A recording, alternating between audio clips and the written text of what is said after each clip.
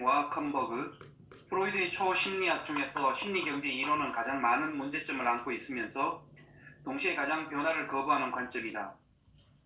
고전적 정신분석가는 역동에서 발생하는 정신에너지의 원리를 가장 근본 동기로 받아들여야 했을 뿐만 아니라 정신에너지의 본성과 성격에 대한 일련의 과정들과 역동의 변천 과정을 지배하는 원리를 받아들여야만 했다. 융과 아들러의 이탈로부터 시작해서 페어베언과 설리반의 이단적 견해를 거쳐 코웃의 자기 심리학에 대한 논쟁에 이르기까지 정신분석학계는 역동에 대한 이론가의 태도에 따라 그의 이론의 수용 여부를 결정했다. 하인즈 하트만과 마가렛 밀러는 자아심리학을 정교화함으로써 역동 이론에 대한 비판에 맞서고자 했다. 적응과 적응 과정이라는 하트만의 개념은 개인이 그의 환경과 근본적인 관계를 맺고 있다는 사실을 지적했다. 이러한 개념은 구조적 자아에 대한 발전된 견해를 담고 있다. 여기서는 하인즈 하트만과 마그렛 말러, 우리 이전에 공부한 이 두 분에 대한 얘기를 조금 하고 있죠. 네. 그래서 하인즈 하트만이나 마그렛 말러도 애를 쓰고 있었는데, 여기서는 제이콥슨도 나름대로 역동 이론을 기본으로 하지만, 그러니까 자아심리학자로서의 위치를 버리지 않으면서 대상관계적인 측면에 어떤 현상들을 역동 이론의 범주 내에 어떻게 잘 조화시키느냐는 그런 어려운 과업을 이분도 애쓰고 있다는 걸 이제 우리가 보게 돼요. 얼마나 처절하게 이 두 개의 전혀 다른 마들이죠.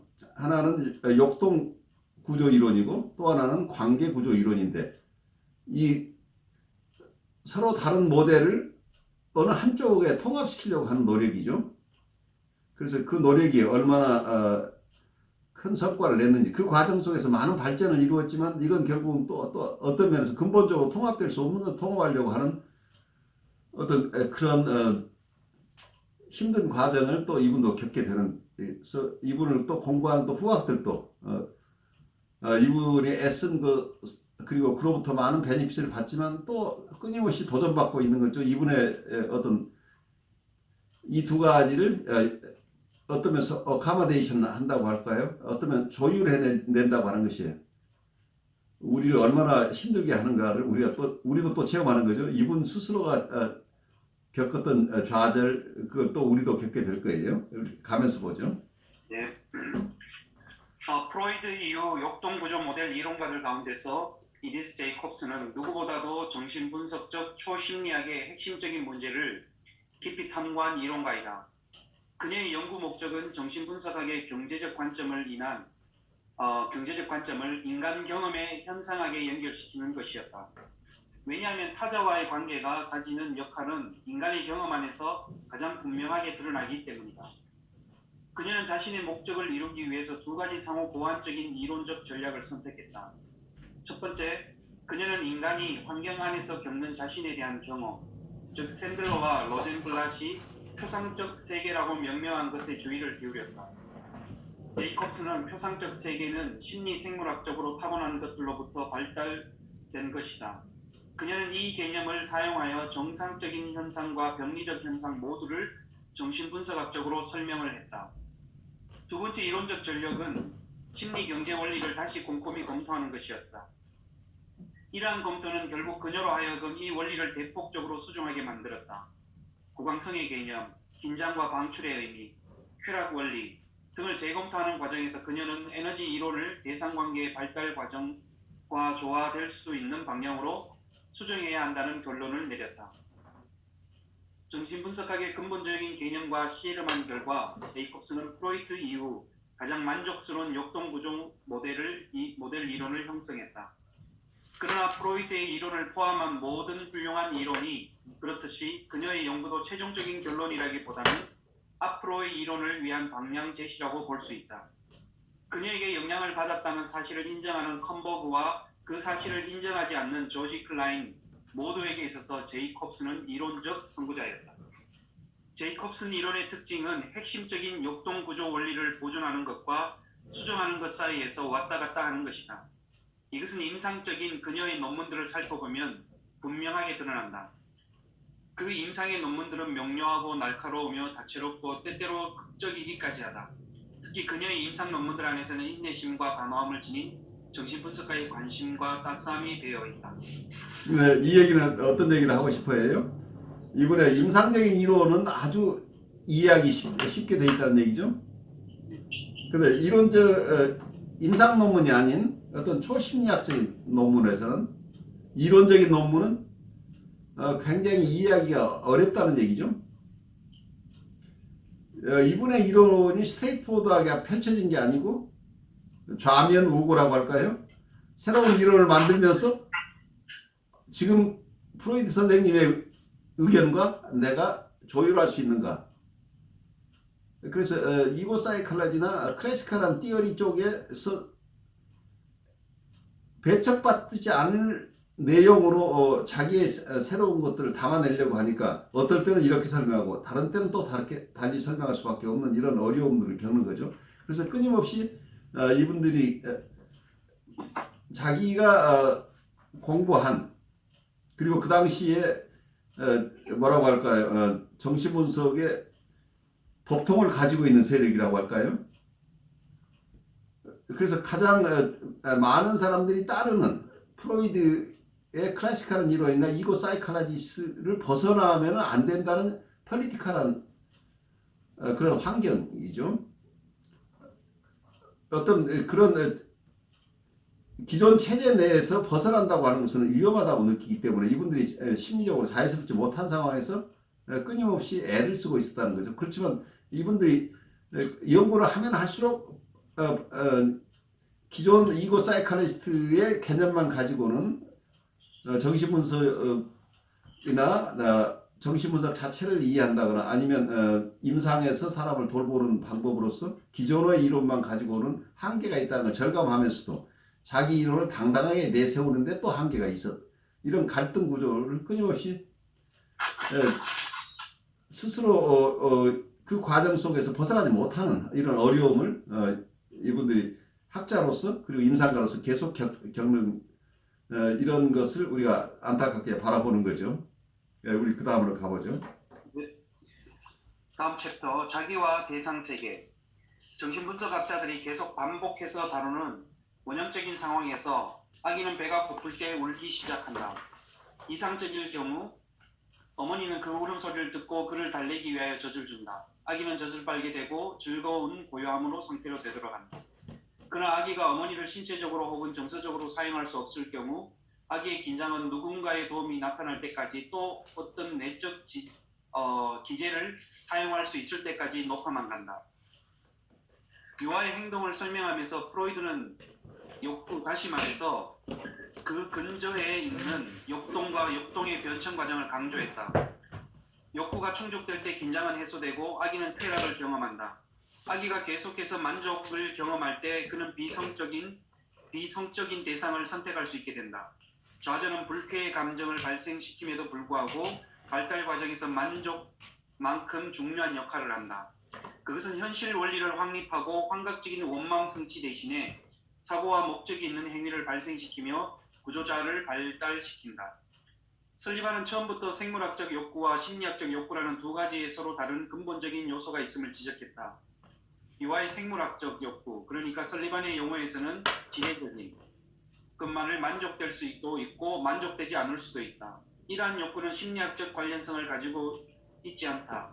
심리학적인 의미를 지닌 것은 유아가 어머니와의 사이에서 특별한 질적 관계를 발생시키는 욕구이다. 따라서 유아의 생물학적 욕구가 얼마나 만족되었는가 보다 어머니가 어떤 정서적인 반응, 그러니까 불안과 분노와 친절을 해주었느냐가 아동의 성격 형성에 더 직접적인 영향을 미친다. 어머니의 정서에 대한 유아의 반응이야말로 유아의 인격화 작업을 위한 기초가 된다. 제이콥슨의 견해에서 아기가 겪는 쾌락과 불쾌의 경험은 또는 만족 혹은 좌절은 유아가 어머니와 갖는 관계의 핵심적인 요소이다. 이러한 의미에서 그녀의 입장은 역동구조 모델에 속한다. 그러나 그녀는 쾌락과 불쾌의 경험이 유아 발달에 꼭 필요한 대상의 반응을 이끌어낸다고 주장한다. 유아가 만족과 좌절을 경험하면서 그에게는 만족시켜주는 좋은 어머니와 좌절시키는 나쁜 어머니의 이미지들이 형성된다. 유아의 욕구에 적절하게 반응하지 못하는 어머니는 유아를 좌절시키고 또한 실망시킨다. 좌절은 욕동의 요구를 만족시키지 못하는 것을 말하며, 실망은 초기 대상과의 질이 나빴음을 의미한다. 실망은 좌절의 상황에서 공격적 욕동 에너지를 발산시키기 때문에 대상을 가치절하시킨다. 실망은 욕구의 좌절과 그에 따른 대상의 가치절하와 관련되지만, 그렇다고 해서 그것이 좌절과 같은 것은 아니다. 가치절의 생물학적인 시작은 유아가 맛없는 음식을 혐오하는 데서 시작된다. 아동은 쾌락과 불쾌의 경험을 통해서 대상에 대한 자신의 태도를 결정한다. 아동은 쾌락에 더 큰 가치를 두며 쾌락을 주는 대상을 소유하고 그 대상과 융합하고자 한다. 만족과 좌절의 경험에 따라 대상을 좋아하고 싫어하는 태도가 변한다. 이러한 일련의 과정을 욕동의 좌절과 만족의 측면에서 본다면 그것은 하트만이 말하는 환경과 유기체 사이의 교류 과정이 될 것이다. 그러나 이 과정을 양육하는 사람에 대한 유아의 태도가 평가라는 측면에서 본다면 그것은 자기와 대상 세계 간의 교류라고 할 수 있다. 서로 연결되어 있으면서도 동일한 것은 아닌 이 두 과정은 제이콥슨의 자기 개념과 직접적으로 관련되어 있다. 최근의 정신분석학에서는 자기에 대한 다양한 논의들을 중심적으로 취급하고 있다. 자기는 고정적인 삼중 구조를 보충하는 일종의 정신기구로서의 체계인가, 아니면 정신 내용, 즉 대상의 이미지와 비슷한 어떤 것일까? 욕동구조 모델 안에서는 자기를 이미지로 정의하는 것이 비교적 덜 급진적인 입장인데, 그것은 이러한 입장이 프로이드의 구조적 이론이 갖는 설명적 우선권을 그대로 유지하기 때문이다. 제이콥슨은 자기를 드러내놓고 정의할 때는 보수적인 입장을 취한다. 처음 출판된 글에서 그녀는 하트만처럼 정신구조로서의 자아와 자아 안에 존재하는 표상으로서의 자기를 구별한다.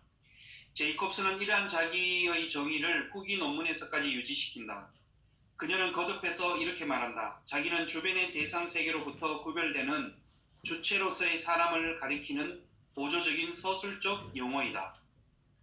이러한 진술에도 불구하고 제이콥슨은 자기와 대상 세계라는 개념에서 자신이 정의했던 것보다 더 큰 이론적 비중을 둔다. 자기와 대상은 자아 활동에 의해 발달하고 상호작용을 하며, 또한 자기와 대상의 발달과 상호작용은 자아 발달에 영향을 미친다. 하트만이 욕동구조 모델 안으로 자기 개념을 도입하기 전에 제이콥슨은 절망과 실망이라는 개념을 구별했다. 그녀는 하트만이 자기라는 용어를 받아들였고, 자아체계는 자기와 대상 세계를 발견하고 그것들 사이를 구별하는 능력이 발달됨에 따라 확립한다고 주장한다. 제이콥슨은 보다 진전된 발달 단계를 설명하면서 다음과 같이 주장한다. 만약 자아가 살아가는 대상의 특성을 자신이 바라는 자기상 안에 완벽하게 내사하지 않는다면 자아는 그 대상과의 사실적인 유사성을 획득할 수 없다. 이러한 진실을 통해서 제이콥슨은 자아가 자기와 대상 이미지에 영향을 미치며, 또 역으로 자기와 대상 이미지가 자아에 영향을 미친다는 사실을 분명히 밝혔다. 여러 가지 중요한 의미에서 성숙은 아동이 자신의 부모처럼 되는 것을 의미한다. 사람은 그가 처음 부모를 흠모할 만한 대상으로 경험하고 자신이 앞으로 그들과 같은 사람이 될 수 있다고 믿음으로써 자신의 부모를 닮게 된다. 따라서 자기와 대상 세계는 타자와의 관계를 아동 자신의 것으로 동화시키고 그의 정신구조를 변화시키는 매개체의 역할을 한다. 여기서 잠깐 멈춰서 지금까지 한 얘기를 좀 소화하고 가죠. 여기서 제이콥슨이 얘기하고 있는 것, 제이콥슨은 자아 또는 초자아가 자기와 대상 이미지에 영향을 미치며, 또 역으로 자기와 대상 이미지가 자아에 영향을 미친다 하는 것을 여러분들 이해하시겠나요? 제이콥슨이 얘기하는 것은 여기서는 자기를 아까 어떻게 디파인 한다고 얘기를 했죠? 하프만의 개념을 가져와서 설명하고 있죠. 자기 셀프라는 거가 셀프 레프레젠테이션이라는 개념을 사용하는 거죠. 자기 표상이나 표상의 세계로 이해를 하는. 자아 안에 여러 가지 대상 표상이 있는데 대상 표상과 비슷하게 자기 셀프에 대한 표상이 생긴다 이렇게 보는 거죠. 셀프 레프레젠테이션이라는 개념. 그러니까 대상 표상이라는 말은 여러분들이 익숙한데 여기에 대상 표상, 여러 대상이 아버지 표상도 있고 어머니 표상도 있고 우리 안에 표상들이 있을 수 있겠죠. 이런 개념에서 본다면 자기에 대해서 경험하는 것도 자기를 표상하는 어떤 것. 그래서 내적 표상이라는 개념을 여기 사용하고 있죠. 셀프 레프레젠테이션이라고 자기 표상이라는. 자기 표상이라고 한다면 이게 자아 체계 속에 이게 들어가 버리죠. 자아 속에. 그런데 일반적으로 대인관계 심리학자들이나 대상과의 심리학자들이 셀프라고 사용할 때는 어떤 자아라는 여기서 시스템 자아라는 얘기 체계 자아라는 용어가 무슨 얘기냐면 삼중 구조 안에 그래 이고 이드 슈퍼 이고라고 하는 심리 구조 프로이드의 구조 이론에서 나오는 이 세 개의 심리 구조 중에 하나 이걸 시스템 이고라고 보는 거죠. 그런데 이고 사이칼리스트 나중에 설명하다 보면 이거 자체로만은 다 설명할 수 없어서 어떤 분은 이러한 이고 중에 어떤 이 세 개의 분류된 그 세 개의 심리 구조 중에 하나가 아니라 이걸 전체를 대표하는 기능을 하는 또 이런 이고를 상정을 해요. 그만큼 이게 어떤 쪼개진 마음의 한 부분, 하나의 마음의 구조 중에 이 체계로서의 이고라고 하는 개념만 가지고는 우리의 심리 활동을, 심리 상태나 심리 활동을 다 설명해내기 어려운 게 원래 프로이드가 처음 생각해서 마음의 구조 이론이 있기 이전에 우리가 지행학적 이론으로 할 때는 이고, 이도, 슈퍼 이고라는 개념이 없는 상태에서 정신분석을 설명을 했었죠. 정신분석의 이론 자체가.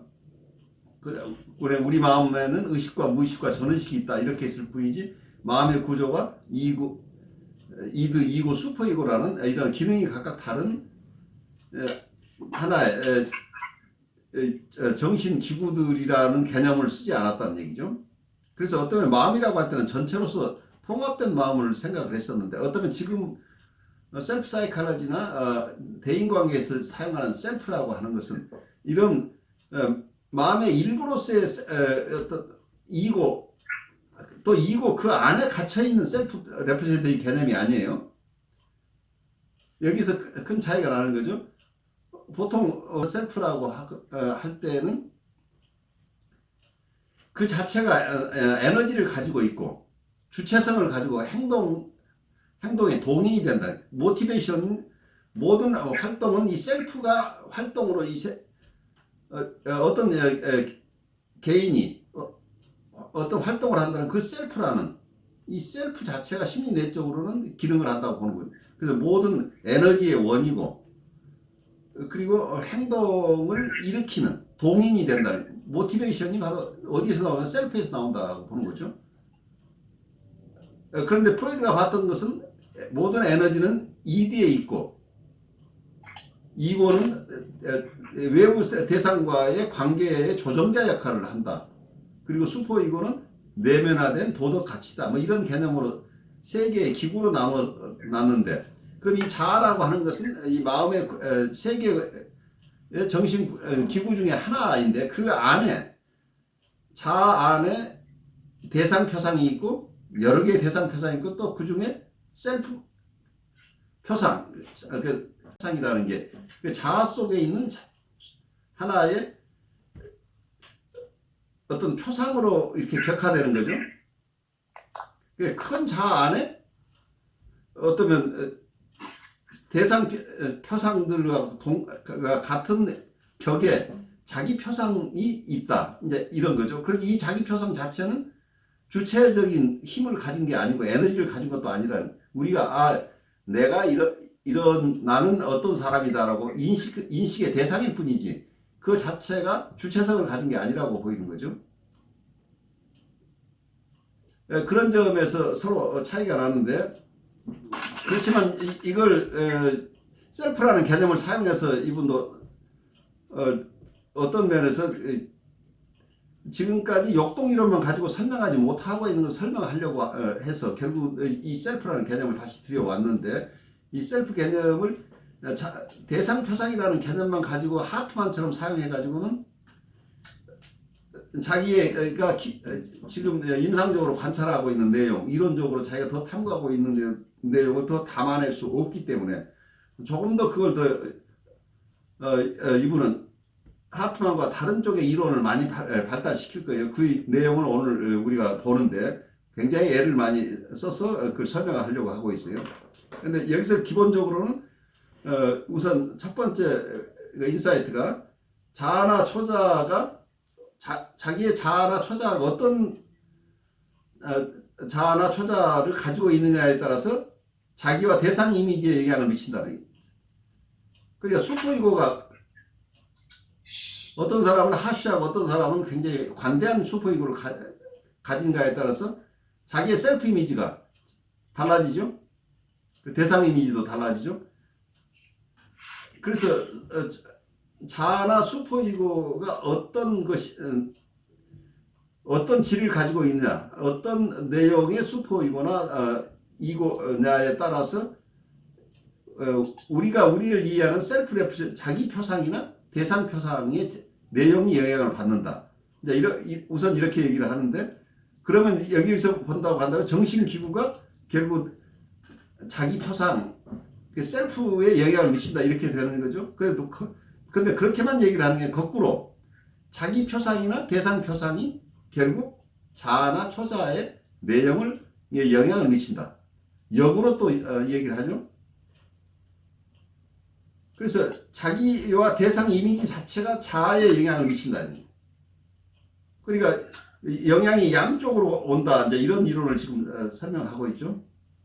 그래서 두 가지 이론을 지금 접합시키는 과정 속에서 이쪽에서 보면은 어때요?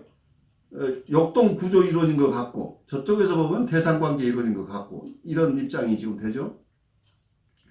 그래서 이 두 가지 어떤 퍼스펙티브를 다 담아내려고 하는 노력이다 이렇게 이해하시고 우리 좀 더 가보죠. 네. 그녀에 따르면 정상적인 발달과 병리적인 발달 모두는 자기와 타자의 이미지의 발달을 기초로 하고 있다. 제이콥스는 고착이 역동 만족에 의해서 발생하는 것이 아니라 대상 관계에 의해서 발생한다고 주장한다. 가장 중요한 것은 아동이 발달 과정에서 치명적인 실망을 느꼈을 때 그가 어떻게 견고하고 안정적이고 현실적이며 독립된 자기와 대상의 개념을 유지하는가이다. 이 논문에서 제이콥은 어린 소녀가 자신에게 페니스가 없다는 사실을 발견했을 때 나타내는 반응에 이렇게 말한다. 비록 그 소녀가 그 사실을 실제적인 경험으로 경험한다 하더라도 그녀의 실망의 수준은 그녀의 어머니에 대한 판멸의 정도에 따라 다르다. 아동이 실망이 아주 크고 그 실망이 자기와 대상의 리비도 에너지가 투사되고 분화되고 공고화되기 전인 아주 이른 시기에 일어난다면 대상의 가치 절하는 아직 대상과 분화되지 않은 자기의 가치 절하를 가져온다. 그 결과 아동은 결코 도달할 수 없는 이상화된 자기와 대상의 융합된 이미지를 갖거나 가치 절하된 타자로 인해 증오스러운 자기와 타자로 표상을 가질 것이다. 여기서 조금 무슨 얘기인지 보고 가죠. 여기서는 그 매트릭스 이론을 가지고 있어요. 원래 프로이드는 이고가 있기 전에 이드가 먼저 있고 이드로부터 이고가 발생한다 이런 개념을 가지고 있었죠. 초기에 아이가 태어났을 때는 이드로 가득 차 있다 이렇게 봤던 거죠.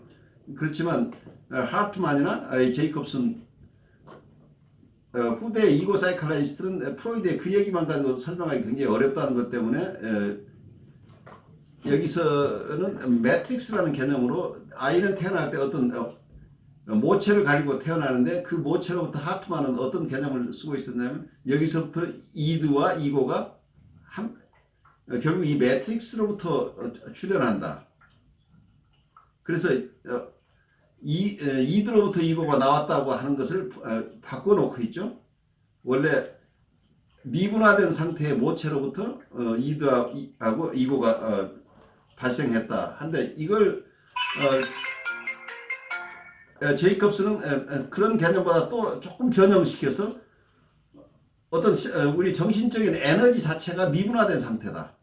그래서 미분화된 상태의 에너지가 결국 나중에 분화된다 하는 개념을 가지고 또 하트만과 조금 다른 측면에서 이걸 매트릭스 이론을 사용을 해요. 그 얘기를 우리가 가면서 얘기를 할 텐데 여기서 어떤 얘기를 초기 상태에서는 미분화된 상태, 아직 미분화된 상태에 있으면 이때는 이고하고 이드가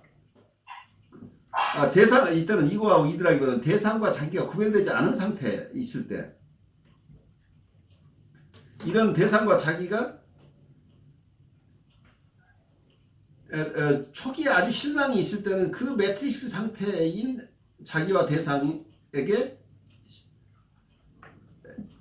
공고와 대직이 일어날 때 어떤 현상이 일어날까 할 때 대상의 가치체라가 일어난다는 대상의 가치체라는 대상뿐만이 아니고 아직 미분화되어 있는 자기 가치도 평가가 절하가 된다는 얘기죠.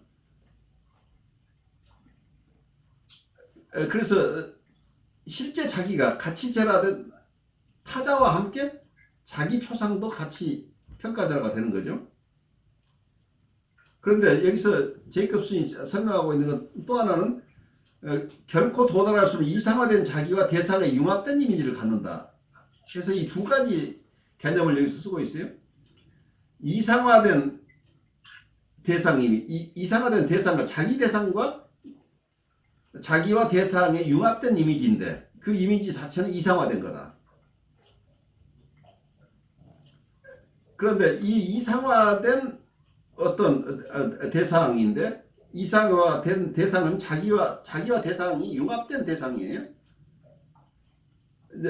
이렇게 지금 설명을 하고 있어요. 그 설명을 들어보시면 근데 실제 현실적인 자기나 대상은 또 평가절하된다는 거죠.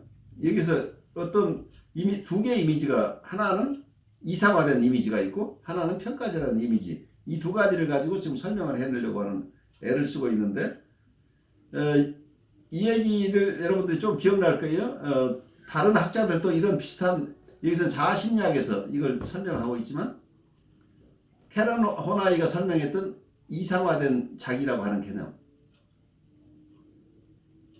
그리고 이상화된 자기와 리얼 셀프 자기의 참자기를 구별해 놓고 있는 거다 비슷한 개념들이 여기 드러나죠.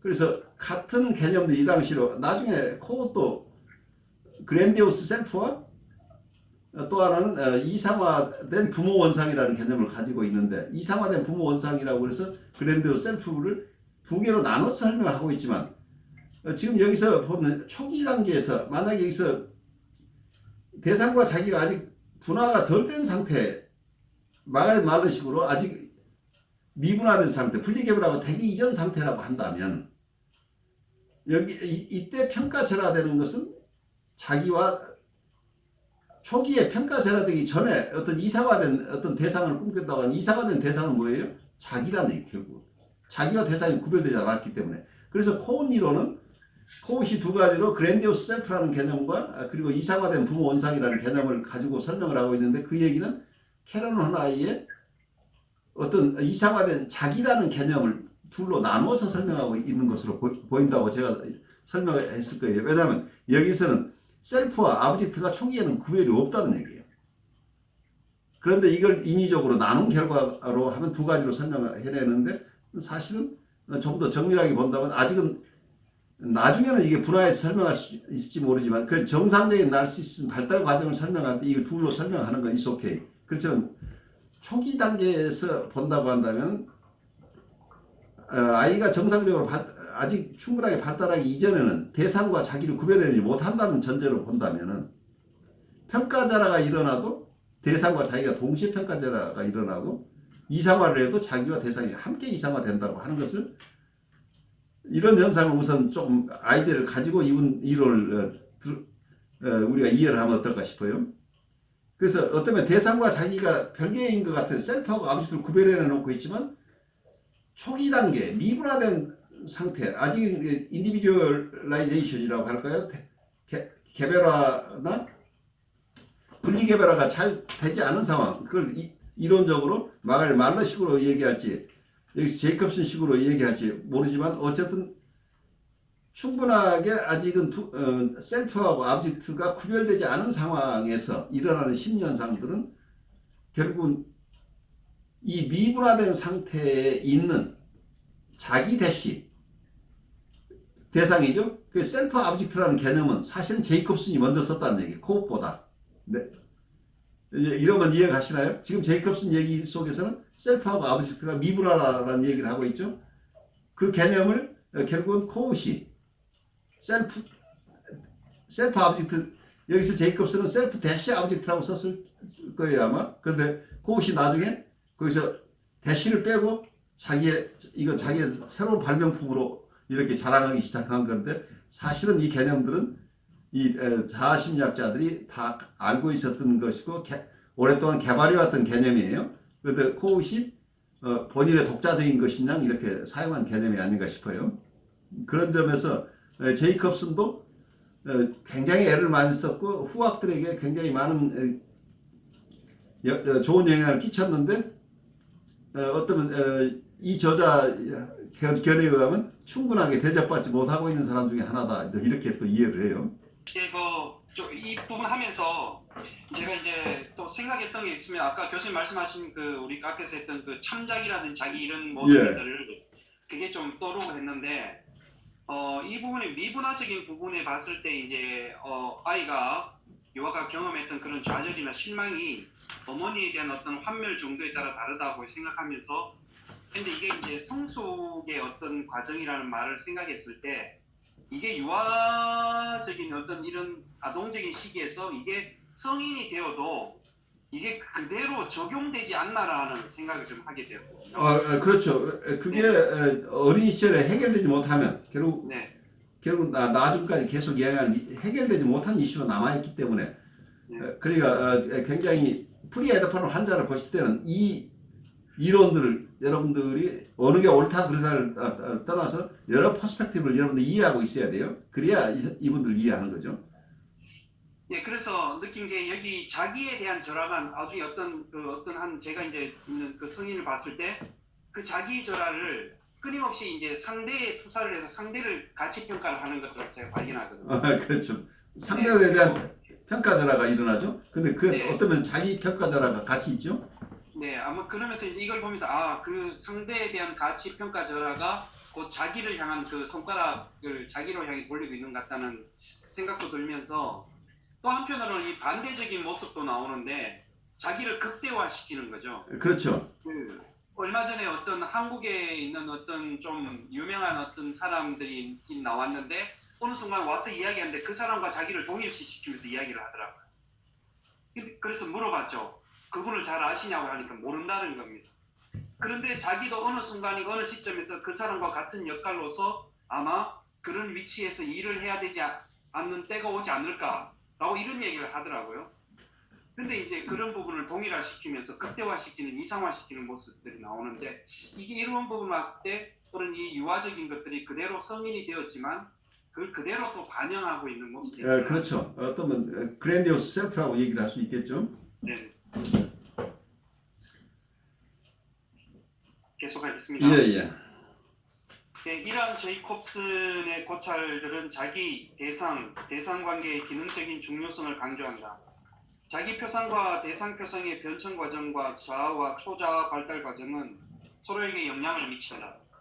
대상에 대한 실망이라는 제이콥슨의 개념은 몇몇 관계 구조 모델 이론가들이 말하는 모성적 실패라는 개념과 동일한 것이 아니다. 접촉이나 관계의 좌절에서 발생한 실망은 욕구 좌절에서 비롯한 실망보다 더 심각한 것이다. 때문에 그 관찰자의 관점에서 볼 때 역동의 욕구를 실망시키는 어머니가 모두 부적절하다고 말할 수는 없다.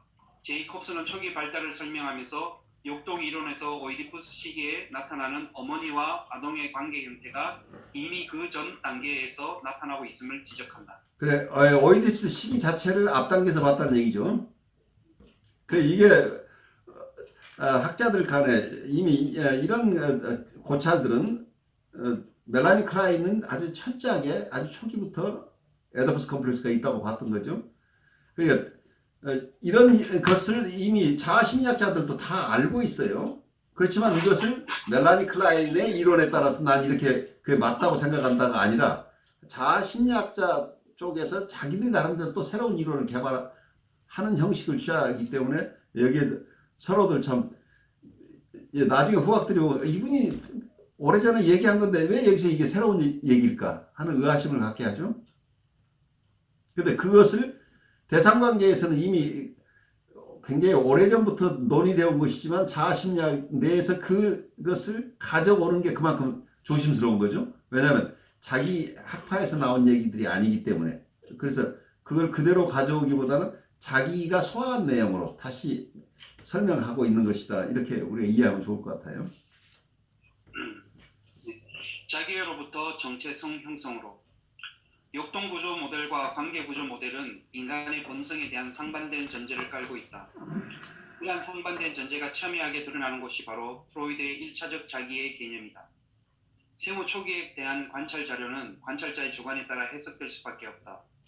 따라서 1차적 자기의 시기가 존재하느냐 않느냐의 문제는 경험적이기라기보다는 철학적이고 선험적인 문제이다. 제이콥스는 역동을 중립화하고 융합하는 능력들이 출현하기 이전에 공격성이 자기애로부터 분출된다는 생각에 반대했다. 그녀는 유아가 원래 자기 파괴적인 성령을 가지고 있다는 이러한 생각은 초기 유아에 대한 관찰 결과 맞지 않는다고 주장했다.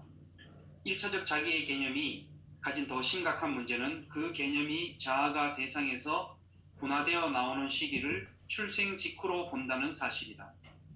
이게 프로이드의 이론이 허점이 있다는 얘기를 여기서 하고 있는 거죠. 왜냐하면 처음에는 우리 리비도 이론만 가지고 있었죠. 그러다가 나중에 어그레션 이론을 같이 합쳐버리니까 리비도 발달하는 것하고 똑같이 공격성도 발달한다 이렇게 한다면 1차적 자기를 설명하려면 1차적 공격성도 자기를 향해야 된다. 그래서 어떤 1차적인 피약성 개념이 돼버리죠. 1차적 자기애하고 1차적 피약성 개념 두 개가 발생하는데 실제 아이들 임상 경험에서 아이들 관찰 경험에서 제이콥슨이 보니까 아이들이 자기를 공격하거나 그러지 않는다고 본 거죠.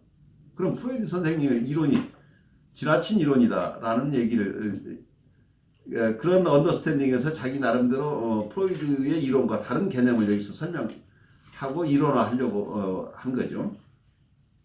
그 다음으로 가보죠. 제이콥스는 1차적 자기애와 1차적 피약주의라는 두 개념을 과감히 제거함으로써 역동 이론의 전제들이 가진 문제를 해결하려고 했다. 그러나 그녀는 후기에 가서 1차적 자기의 개념을 대폭적으로 수정하여 새로운 의미로 되살려낸다. 그녀는 1차적 자기의 개념을 다음과 같이 새롭게 정의했다. 1차적 자기애는 자기와 대상 이미지가 발달하기 전인 생후 초기, 즉 유아가 긴장과 완화, 좌절과 만족의 경험을 제외하고는 아무것도 의식하지 못하는 단계를 뜻한다. 이러한 정의를 통해 제이콥스는 프로이드의 이론이 가진 문제들을 해결하고자 한다. 그녀의 정의는 자기애를 자아보다는 자기에 대한 리비도 집중으로 보는 하트만의 정의와 유사하지만 하트만과는 달리 에너지적인 측면을 담지 않음으로써 공격성의 문제를 피해간다. 제이콥슨의 새로운 정의에서 가장 급진적인 요소는 1차적 자기애를 더 이상 본능적 병천 과정으로 보지 않는다는 점이다. 제이콥슨이 자기의 개념을 수정했다고 해도 아동 초기 상태에 대한 역동 이론의 고전적 전망 안에는 아직도 많은 문제점들이 남아있다. 공격적 역동의 원래 표적은 무엇인가? 또 어떻게 유아는 자신을 파괴하는 공격성을 피할 수 있는가? 이 문제를 해결하기 위해 제이콥스는 정신 에너지의 가설을 수정하는 두 번째 이론적 전략을 사용한다. 그녀의 최초의 미분화된 에너지 상태를 가정한다. 그녀는 최초의 미분화된 에너지 상태를 가정한다. 이 미분화된 에너지는 외부 자극, 정신적 성숙, 그리고 역동을 외부로 방출하는 통로의 개방과 성숙 등에 의해 리비도적 혹은 공격적 성격을 가지게 된다. 제이콥스는 생후 초기에 미분화 상태가 존재한다고 가정하고 나서 나오는 그 과정을 설명했다. 그녀는 처음부터 정체성이라는 개념이 가진 이중적 의미, 즉 그것이 타자와의 동일성과 이질성을 모두 가리킨다는 사실을 잘 알고 있었다. 자, 여기서 잠깐 쉬어서 보시면 여기서 제이콥슨이 자기의 개념을 처음에 자기의 개념을 어떠면 자기의 개념을 살려놓으려면 1차적 피약성 개념도 살려놔야 된다는 얘기가 되죠. 원래 공격적인 어떤 성적 욕동의 대상이 초기에는 자기를 향한다 이런 개념을 프로이드가 가지고 있었다고 한다면, 그런데 프로이드의 자기의 개념은 어쩌면 욕동 이론이 나오기 이전에 나온 이론이에요. 그래서 여기서는 자아나 이드, 슈퍼이고 개념이 분화되기 이전 상태에서 그냥 자기라는 개념을 썼었던 거죠. 초기에 구조이론 있기 이전에. 그러면 이때 프로이드가 얘기하는 공격성이 아니라 우선 성적 욕동의 1차적인 대상은 자기였다. 이렇게 되면 이게 1차적인 자기라는 개념을 사용한 거죠. 그러면 욕동을 두 가지로 나중에 상여 본능과 죽음 본능으로 얘기하면서 공격 본능, 이 공격성 자체도 어떤 성적 본능과 같다고 이렇게 동렬로 봤기 때문에, 그러면 이 공격 본능 자체도 발달적으로 본다면 초기에는 자기를 공격 대상으로 삼았을 것이다. 어그레션의 대상은 자기다. 그러면 자기를 공격함으로써 어떤 만족을 얻는다. 이런 개념으로 들어가면 이게 피약성인데 1차적인 피약성이 되겠죠. 그렇게 된다면 아이는 자기를 사랑하고 자기를 또 공격하고 이런 이제 이론들을 프로이드의 이론에 따라 논리적으로 그런 결과가 되는데, 제이콥슨이 처음에는 이 개념 둘 다를 폐기하려고 했었던 거죠. 프로이드의 이런 1차적 자기의 개념이나 1차적 피약성의 개념 자체가 무리라고 보고 처음에는 파기시켰다가, 그게 또 이분이 마음을 바꿔가서 1차적 공격성 부분은 일단 1차적 피약성 부분은 더 이상 거론하지 않고 무시하는 것으로 했는데, 그렇지만 자기의 개념 자체는 다시 살려내면서 그 내용을 완화해서 다른 의미로 사용한 거죠. 당초에 설명했던 자기의 개념하고 좀 다른 의미로 사용하는데,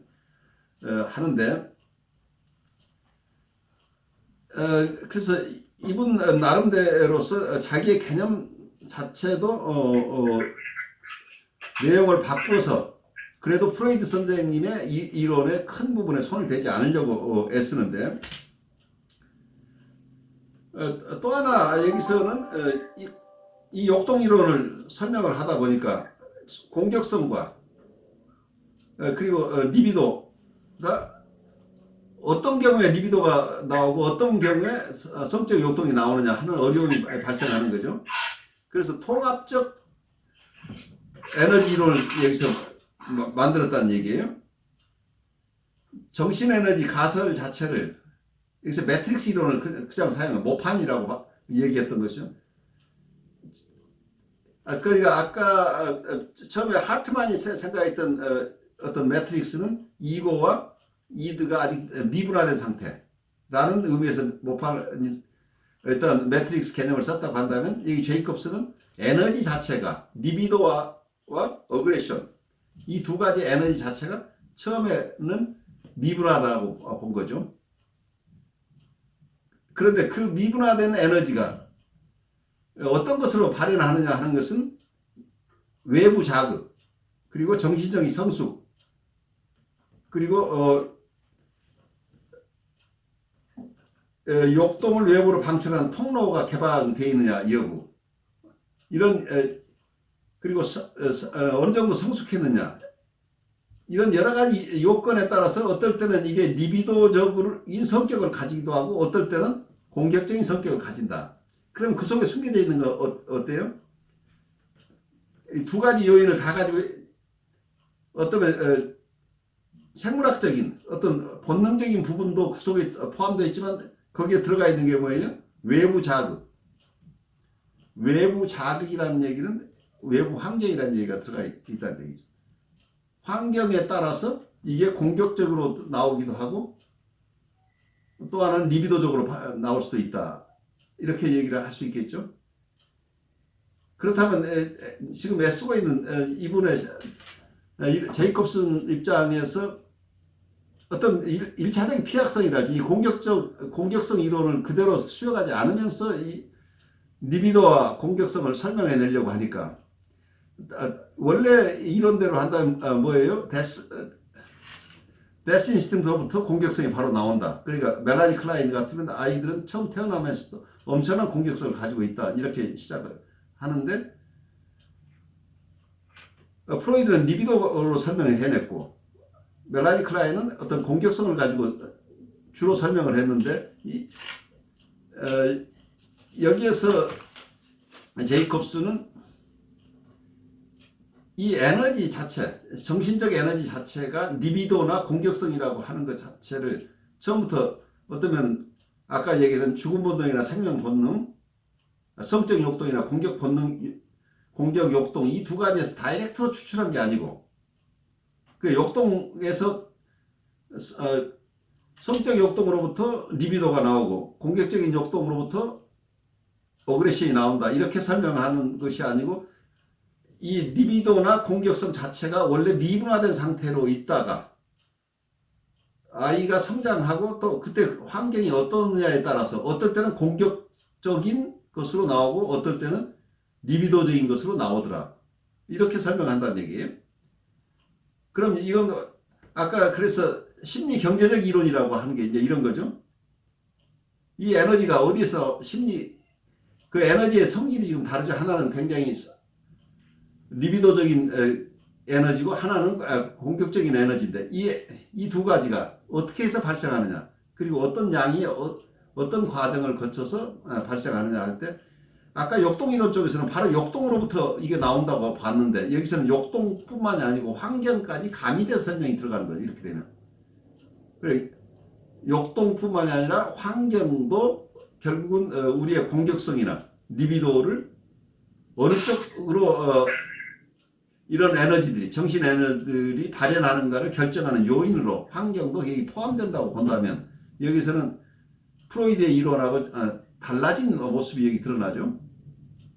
그래서 환경의 영향을 여기에 충분하게 반영하고 싶은데 너무 환경이라고만 얘기를 하는 어떤 다른 대인관계나 대상관계 이론으로 따라가서는 안 되는 제한이 있기 때문에 이 속에서 역동도 포함되고 환경도 포함되지만 결국은 처음에는 그렇다고 하지만 리비도나 공격성은 바로 리비도나 공격성 자체가 바로 성적 욕동이나 공격적 욕동으로만 거기서부터만 온다고 하는 이론을 벗어나는 거죠. 환경이 그 중에 주요한 원인이 된다는 것이 함께 가미되는 이론이 혼합되는 이론이 되는 거죠. 이렇게 되면 그래서 이분이 애를 쓰고 있는 거죠. 제가 한 얘기를 저도 제이콥슨을 설명하려고 애를 쓰고 있는데 저도 버벅대요. 지금 버벅될 수밖에 없는 이 어려움을 나도 겪고 있는데 이게 아마 제이콥슨의 어려움을 내가 지금 다시 경험하고 있는 게 아닌가 싶은데 여러분 지금 어떻게 느껴요? 네.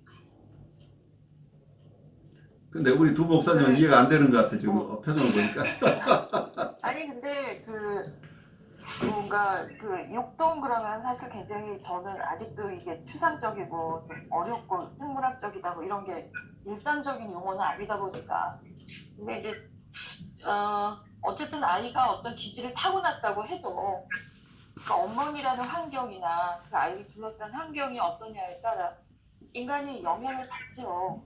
그렇죠? 근데 어떤 경우는 이제 환경론자들의 입장에서 그게 맞다고 주장하고 또 본능이론 쪽에서는 본능이 더 중요하다고 그러고 그렇지. 사실 어느 쪽으로만 평가할 수 없는 게 우리 인간의 발달이 아닐까 싶어요. 그러니까 두 가지 다를 지금 현재로서 우리가 고려하면서 내담자를 만나니까 네. 네, 좋습니다. 그 이론상으로는 명확할지 안 할지 모르지만 요즘은 어느 쪽에서나 다 이해하고 있어요. 그러니까 그렇죠. 네. 이 두 가지가 다 원인이 된다. 근데 말끔하게 학자들끼리 멋지게 이걸 프레젠테이션 하는 방법이 쉽지 않아서 서로 스트럭을 하고 있는 거죠. 거기에다가 또 충성심을 버려서는 또 안 되는 또 어떤 이런 진영 논리가 이 진영 논리를 벗어나기가 얼마큼 힘들어요. 우리 저는 사실 처음에 그 대상관계 이론을 통해서 이제 미술치료 처음 공부했는데, 야, 이 학자들이 이러한 수고와 범민과 갈등과 정치적인 노름 안에서 얼마나 전전긍긍하며 이런 이론들을 펼쳤는지, 진짜 좀 이상하네요, 기분이. 근데 또 본능을 그냥 그 리비도나 공격성만 가지고 설명을 하는 것도 보면은 이제 항상 그게 어떤 느낌이냐면은 너무 단순화시키지 않았을까 하는 생각도 들더라고요. 그렇죠.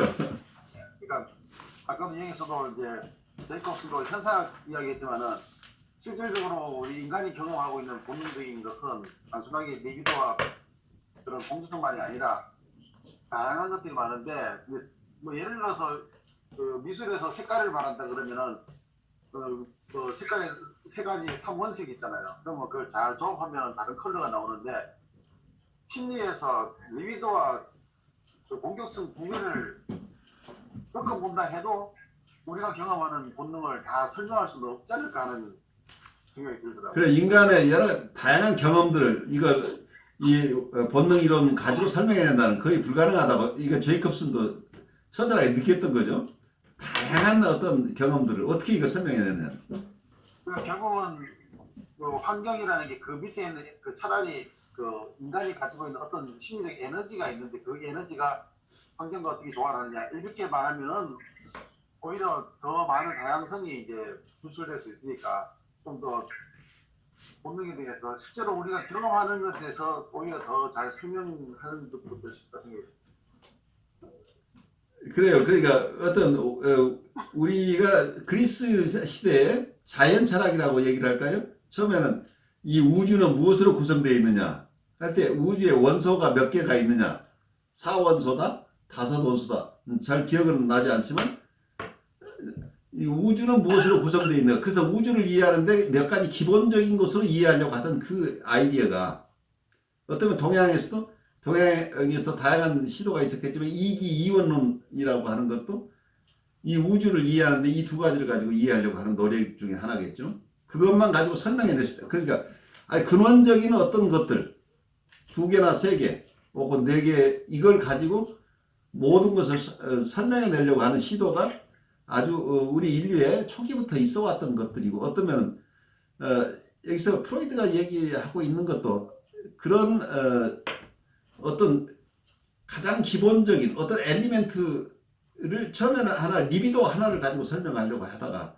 이게 잘 안 되니까 리비도 플러스 어떤 공격성이라고 하는 이 두 가지 심리의 원천적인 어떤 에너지원을 가지고 이거 설명해내려고 하는 시도죠. 이것도 결국 하나의 가설이라는 얘기예요. 이 가설을 가지고 우리 현상을 잘 설명해낼 수 있느냐 하는데 거기에 어떤 한계에 부딪히니까 그 한계를 극복하기 위해서 프로이드의 이론과 다른 어떤 관계 이론들이 발달한 게 아닌가. 그러면서 또 한편에서는 이 관계 이론만 가지고 다 설명할 수 없는 부분. 그래서 여기선 두 가지를 다 함께 소화해내려고 하는 노력들이 양쪽 진영 다 일어나요. 그런데 어쩌면 클리어하게 진영 논리를 떠나서 나는 이렇게 이런 쪽으로 이 두 개를 융합한다고 얘기를 하는 게 아니고 어느 한쪽 진영에 있으면서 그쪽 진영의 논리를 가지고 이론을 계속 만들어낸다 보니까 다른 쪽 진영의 어떤 연구 결과나 성과들을 있는 그대로 평가하지 않고 새로 이론을 개발하는 것 같은 모습이 좀 안타까운 거죠. 그러니까 어떤 표준 미국의 창문들은 다 규격화 돼 있어요. 다 규격화 돼 있어서 어느 집을 짓더라도 어느 창문 하면은 그 사이즈가 다 동일하기 때문에 어디 가서나 그냥 이 홈데포 가면 자기 집에 있는 창문 100년 전에 지은 건물도 지금 바로 갈 수가 있다는 얘기예요.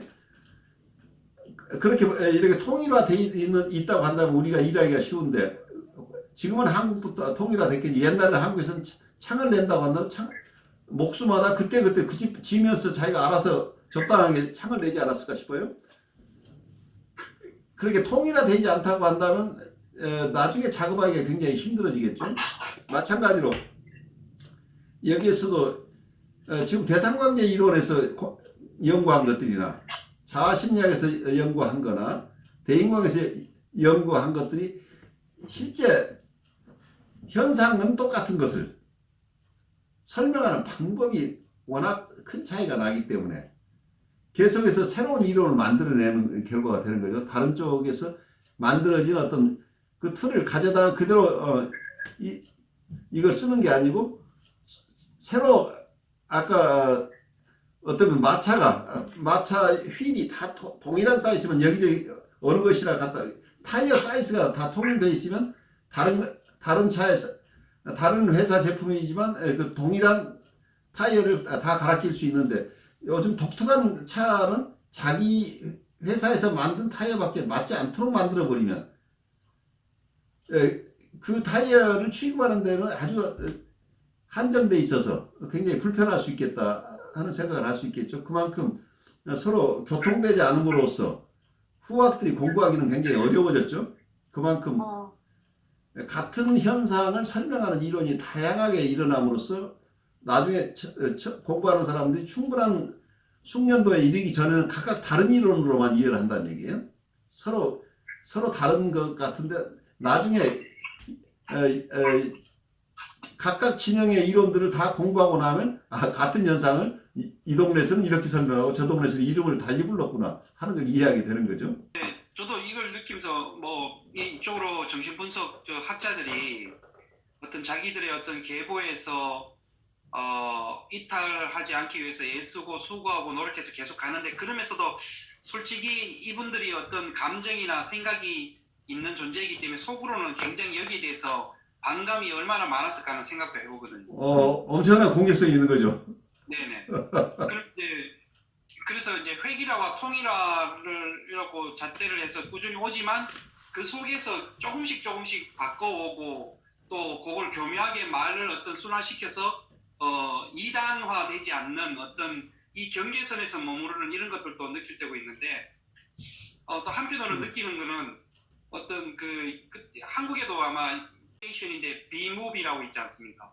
벌에 관한 영화인데 거기에 등장하는 그 한 장면이 어떤 건 저도 좀 그걸 보면서 집단의 폭이라 정도로 생각해 봤는데 그 벌들이 잠을 뭐 할 때도 움직이는 행동은 정확하게 30분이 지나면 오른쪽으로 눕고 왼쪽으로 눕고 어떤 이런 획일화되고 통일된 어떤 이런 구조 속에서 어떤 한 캐릭터가 이걸 벗어나려고 하니까 굉장한 많은 도전과 어떤 돌연변이 이상의 그런 역할에 공격을 받는 그런 것들이 장면이 나오는데 아마 이걸 보면서도 아까도 강 목사님도 이야기했지만 이게 한 인간을 이해하는 어떤 여러 가지 관계 구조 모델들이 동일하게 이렇게 잣대로 적용할 수 없는 것처럼 그러면서도 이 학자들도 이러한 분들도 어떤 그런 부분에서 직면해서 뭔가를 좀 갈등도 많이 겪지 않았을까. 그렇지만 이게 오히려 돌연변이나 이단에 대한 어떤 두려움이 가지고 있었지 않았을까 하는 생각도 해봤거든요. 네, 그래요.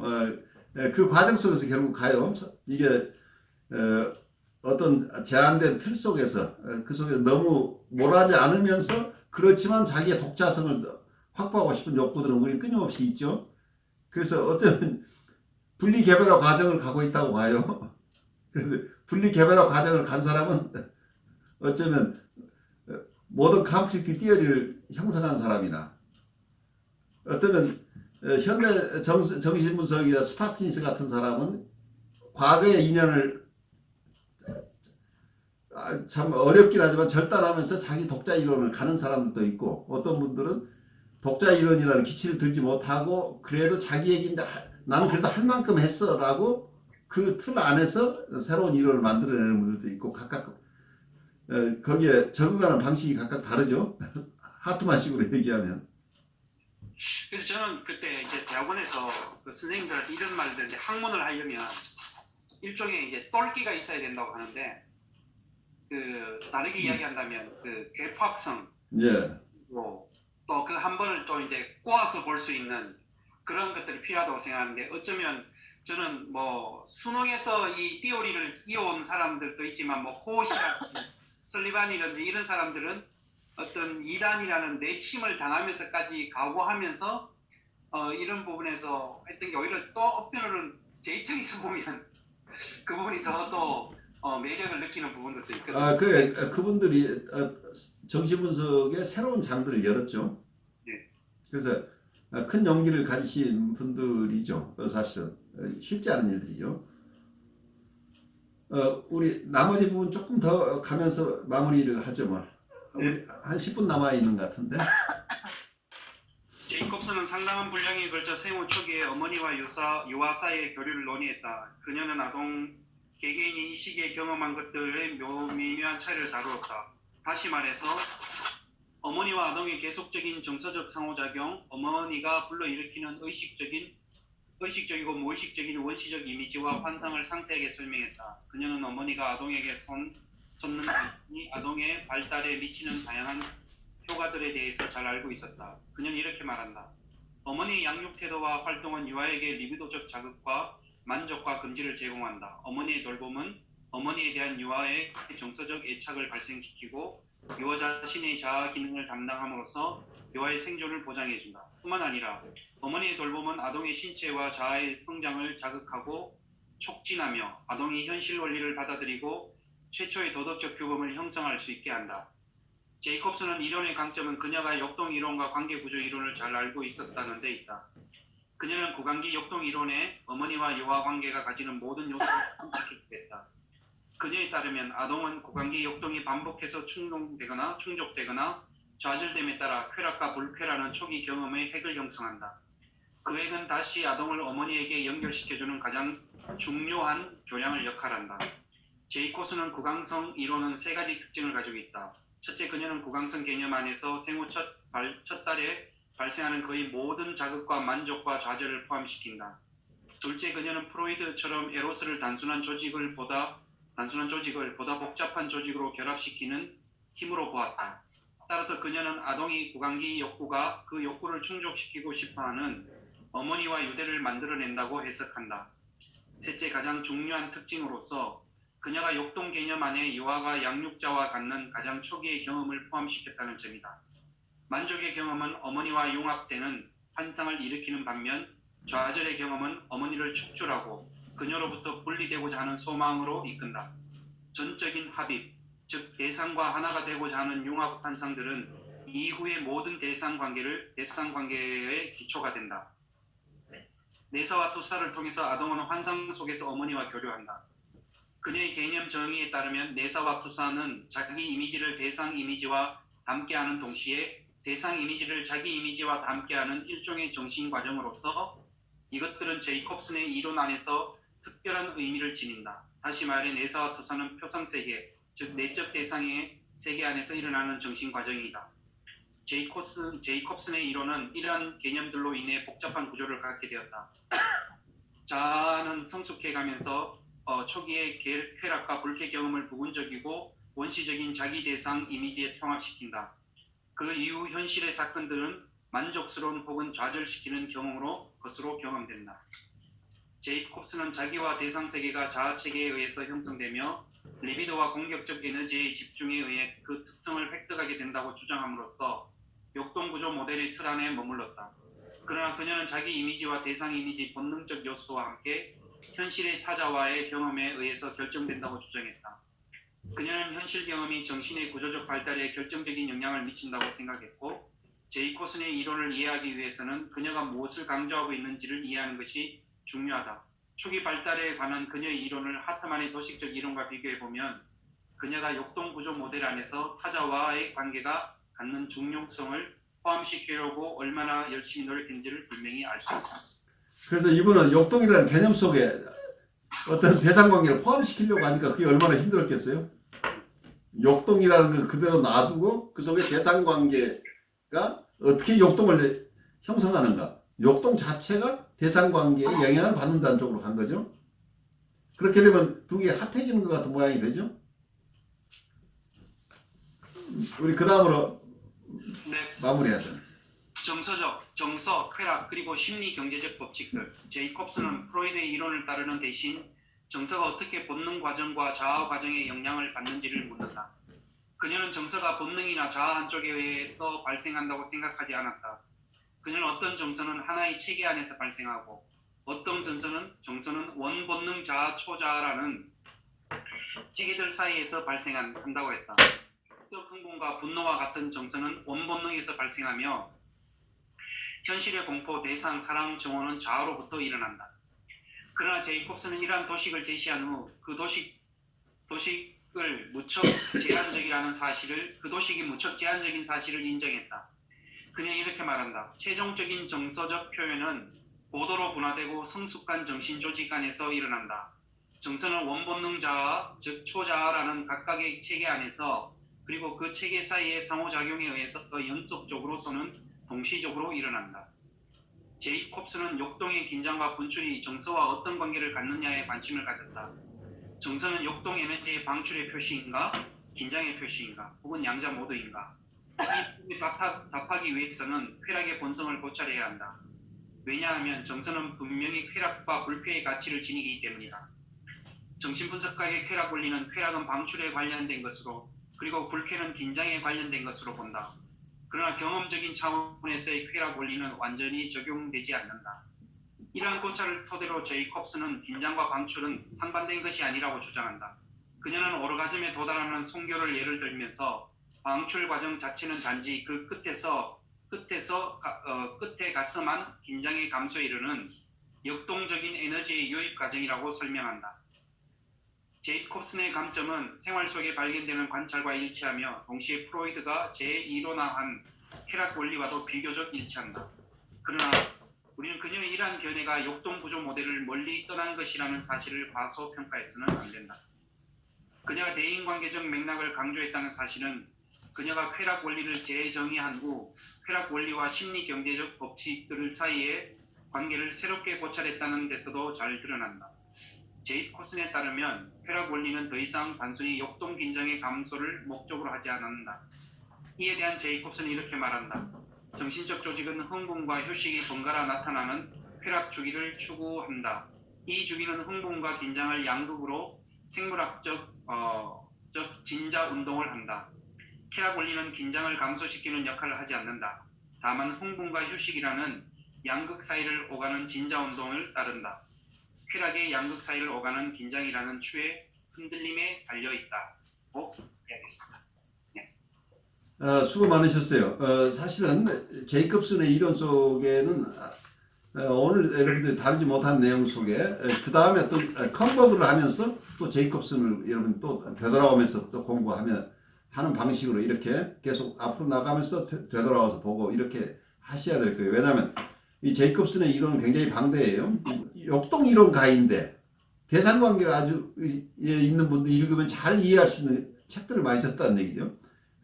셀프하고 아브젝트, 아까 셀프 레프레젠테이션 그리고 아브젝트 레프레젠테이션이라고 이 얘기를 했지만 어쨌든 대상관계 이론을 자아심리학적으로 이해를 하려고 하면 대상이라고 하는 것은 거기에 대칭되는 셀프가 있어야만 되기 때문에 어떤 자기 이론이 나오는 거예요. 셀프 대상은 대상이라는 존재를 이해하는데 우리 심리 내적인 기구로서 자아다 이드다 슈퍼이고 이 개념 가지고 대상과 자기를 관계를 이해하기는 굉장히 힘들죠.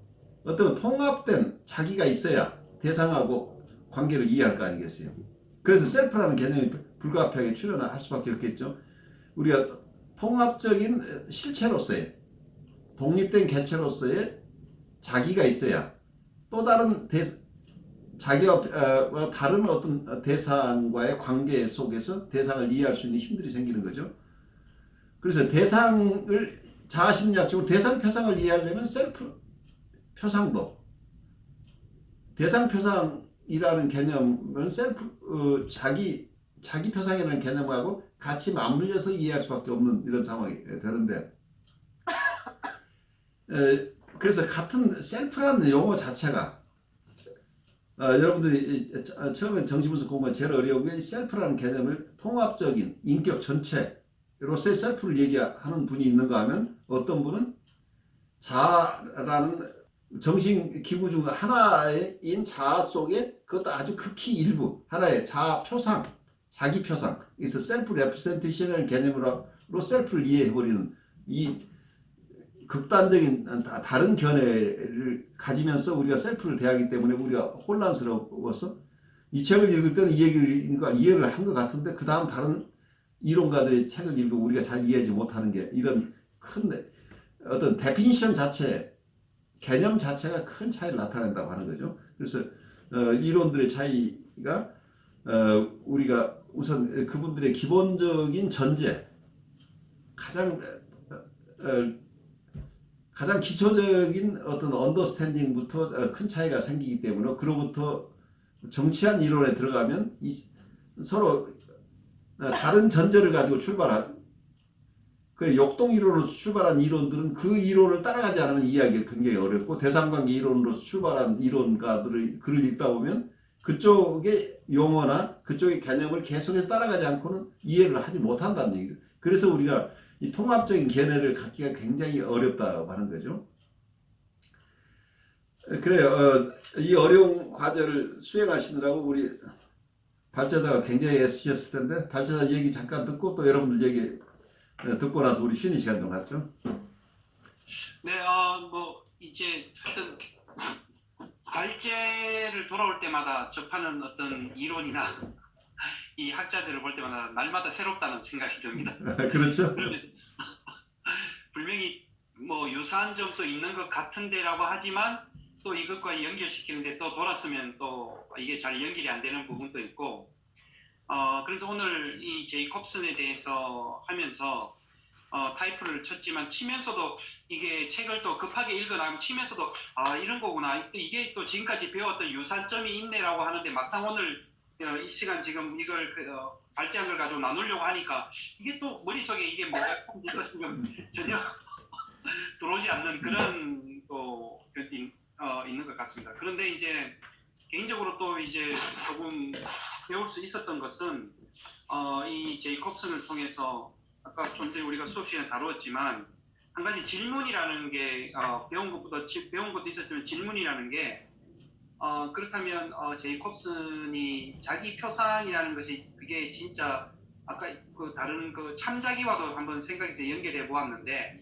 자기 표상이 드러나는 것이 자기가 참 자기가 아니라면 그 중심 속에 숨어 있는 핵 속에 있는 초자가 그것이 자기라고 생각했을 때 그러면 그 속에서 불쑥불쑥 나오는 여러 가지 표상들이 그러면 그 초자를 참 자기를 대변하고 있는 어떤 겉모습인지 허상들인지 이런 것에 또 한번 질문을 좀 하게 되는 것 같더라고요. 그렇게 하면서 좀 복잡하면서 또 좀 스스로 정리가 안 되는 부분도 좀 있고 그렇게 했습니다. 그래 아까 제가 잠깐 다뤘습니다만 그게 어려워요. 왜냐하면 한쪽에서는 아까 아직 미분화된 상태에 있어서는 자기 표상과 대상 표상이 어쩌면 잘 구별이 안 되죠. 네. 그러니까 이게 아직은 미분화되어 있다고 한다면 자기는 결국 대상이잖아요. 대상과 자기가. 그래서 어쩌면 굉장히 좌절이 많은 상황이 된다고 프러스트레이션이 된다면 이 아직 미분화된 자기 표상과 대상 표상 자체의 평가절하가 일어난다는 거죠. 그 대상에 대한 평가절은 결국 자기에 대한 평가절하가 일어난다는 거죠. 이런 면에서 그러니까 여기서는 대상 관계 자기 표상과 대상 표상을 자아의 한 내용물로 그냥 봐버린다면은 여기서는 자기라고 하는 것 자체가 셀프 레프레젠테이션인데 이거 자체는 아까 얘기한 모티베이션을 일으키는 독립된 어떤 정신 기구가 아니기 때문에 여기서 이 트루 셀프가 어떻게 한다 이런 개념은 여기 없죠. 왜냐하면 여기는 에너지가 없으니까 그냥 표상이에요. 그렇지만 이 표상들이 처음에 실망을 많이 경험하게 되면 결국은 자기 표상이나 대상 표상 자체가 형편없는 대상으로 평가절하되면서 또 한편에서는 그런 것하고 다르게 아이들은 전능감이 있잖아요. 그래서 가장 이상적인 자기하고 대상의 표상이 하나가 있다는 얘기죠. 또 그게 나중에 슈퍼이고가 될 가능성이 높다는 얘기죠. 슈퍼이고는 그것만 있는 게 아니고 나중에는 현실적인 부모 대상으로부터 오는 어떤 것들도 있고 여러 가지 것이 다 포함돼서 슈퍼이고가 형성되지만 그 중에 하나가 이상화된 자기 대상, 자기 대상이 이상화된 게 그 속에 숨어 있다는 얘기죠. 그렇게 되면 직접 자기 대상 표상이나 이거 자체가 문제가 아니라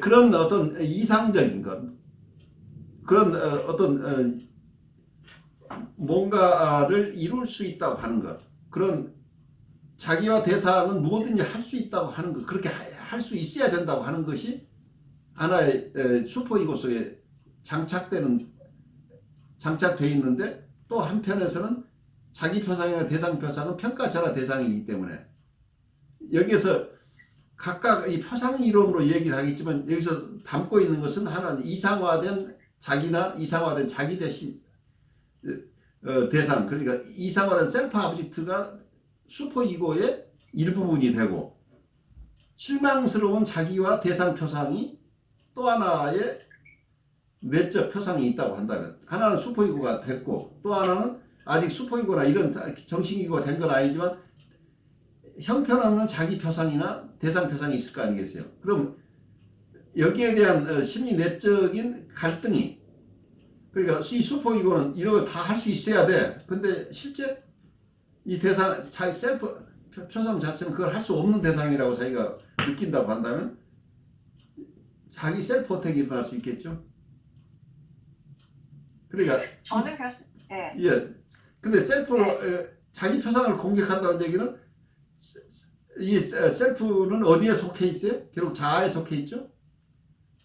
결국은 자아를 공격한다는 얘기가 돼. 슈퍼이고가 자아를 공격하는 현상이 일어나는 거죠.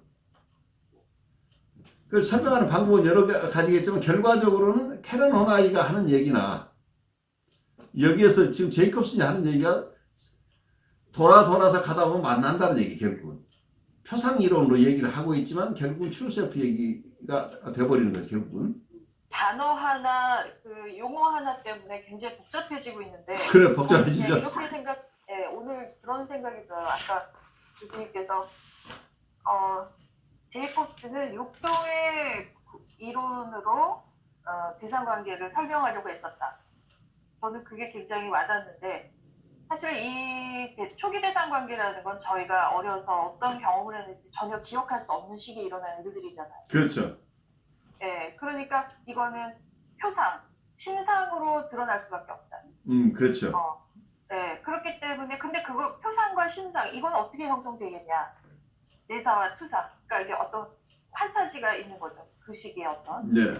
근데 이제 그때는 쾌불쾌라는 것들로 이 아이들은 다 표현하잖아요. 엄마가 만족시켜주면 쾌한 거고, 엄마가 빨리 자기를 도와주지 않으면 불쾌한 거고. 이 단순한 논리 속에서 아이들의 판타지는 어떻게 어느 쪽으로 더 많이 경험했느냐에 따라서 우리가 긍정적인 대상관계를 갖는지 부정적인 관계를 그러니까 대상 이미지를 갖는지 이게 이제 표상으로 드러난다는 얘기인데 어쨌든 이 양극 사이를 오가면서 우리의 심리적인 조직화가 일어나고 거기에서 어떤 우리의 성격이나 또 앞으로 이후에 발달할 이 사람의 어떤 대인관계의 틀이나 이런 것들이 좀 다 영향력을 줄 수 있다라는 거. 그 결국 대상관계 이론학자들이 얘기하는 게 초기 발달에서 어떤 대상 경험을 했느냐가 이후 발달에 영향을 준다라는 그런 맥락에서 이걸 보게 되고, 근데 다른 학자와 다르게 욕동 구조 이 관점을 많이 갖고 있는 학자들의 편에 서서 이거 설명했다는 게 그렇죠. 이분의 굉장히 중요한 어떤 포인트 같아요. 굉장히 수고한 거죠. 그러니까 역동 이론의 개념을 가지고 대상관계 이론을 수용했다는 얘기예요. 그러니까요. 그리고 이제 저는 여기서 이제 그 정서 얘기가 나왔어요. 그러니까 저는 이 질문이 굉장히 제이콥스의 욕동의 긴장과 분출이 정서와 어떤 관계를 갖느냐에 관심을 가졌다. 저는 이게 굉장히 오늘의 하이라이트.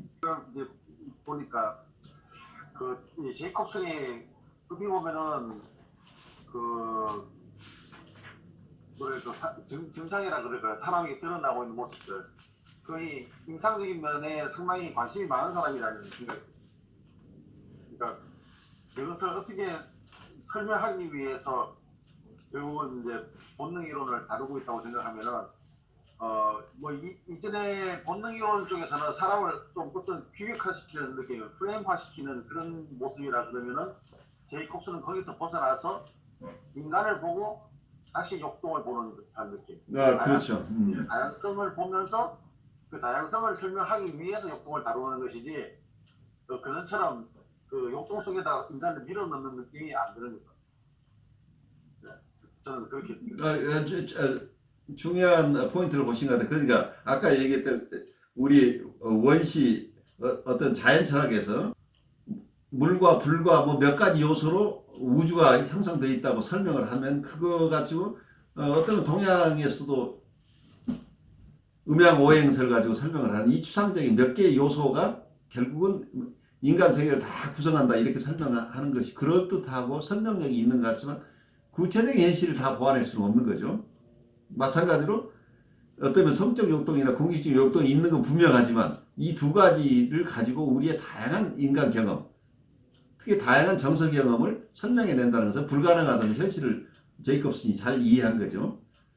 그래서 욕동이라고 하는 것 속에 정서적인 경험들이 미치는 영향, 그 욕동 자체를 아예 정서적인 영향 하에 있는 욕동으로 만들어버렸다고 한다면 프로이드의 욕동이라고는 전혀 다른 거죠. 프로이드는 경험을 제외한 타고난 것을 얘기를 하고 있는데 여기서 욕동 속에는 이 욕동 자체가 경험을 포함하는 욕동이라고 한다면 어느 쪽 이론인지 지금 구별이 안 되죠. 말은 욕동 이론인데 그 욕동이 다른 욕동이 되어버릴 수도 있다는 얘기죠. 그래서 어려운 과정을 가면서 자기가 임상에서 경험한 것들을 이론의 틀 속으로 그리고 또 특히 자기가 속해 있는 그 학풍 내에서 소화하려고 애를 쓴 분이다 이렇게 뭐 정리를 할 수 있겠죠.